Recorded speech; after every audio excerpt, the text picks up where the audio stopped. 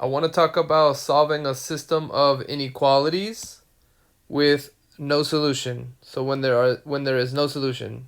Also, I want to talk about how to graph when the intercepts can't be used. So you see this, it says x, these are x-intercepts, right?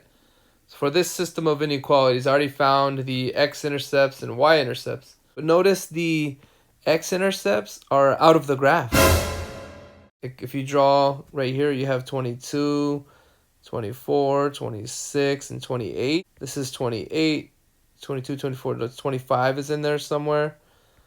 Right there. So they're outside of the graph. They're outside of the scope. So I'm going to show you what to do in this situation. So I'm talking about two things.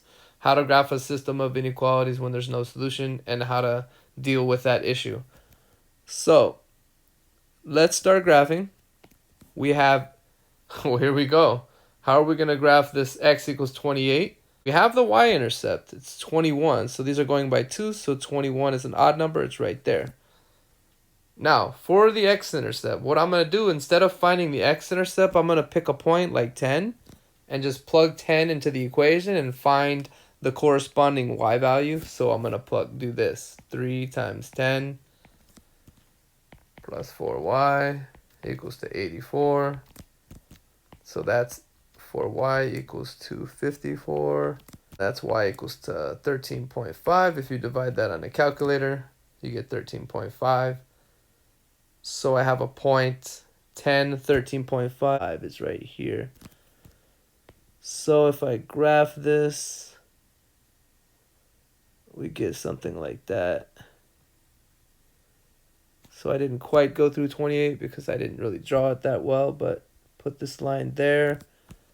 So our line kind of stops there anyway. And also keep in mind, because of these inequalities here, it has to be a dotted line. So this should be, you should graph this as a dotted line. Okay.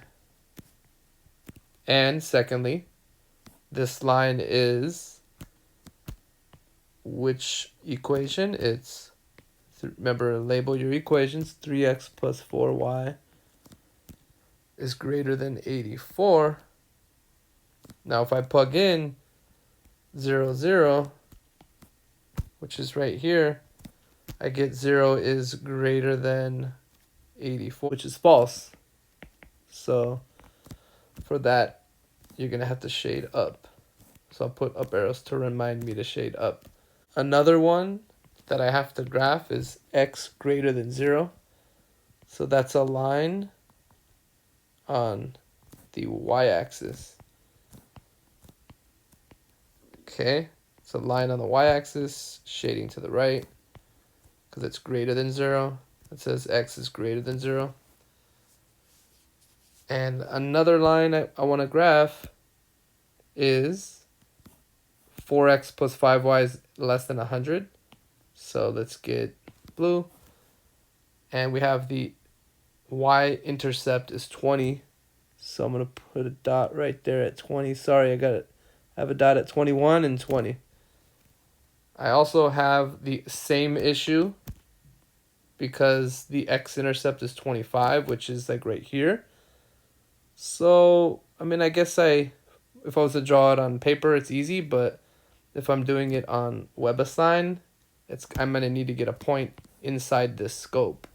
Plug in 10, so 4 times 10 plus 5y equals to 100. So you get 5y equals to 60 if you subtract 40, and you end up with 12, right? Y equals 12. So when x is 10, when we plugged in 10 right there, we get 12, which is right here. So if I draw a line through these 2 points, it goes somewhere like right there. Let me finish the line on the top. And that's a dotted line, right? Okay, draw a dotted line. 4x plus 5y is less than 100. If I plug in 0, 0, I get 0 is less than 100. That's true. So for that line, I can point the arrows down. The problem is that I'm getting this region in here as a feasible region, and then this region up here.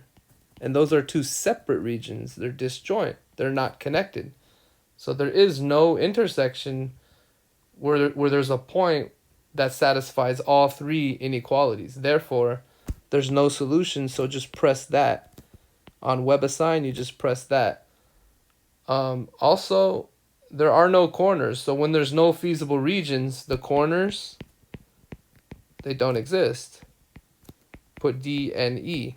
And I'm going to show you that right now. Let me go to Webassign. So all you got to do for a no solution question is press the button no solution, and it will fill it in.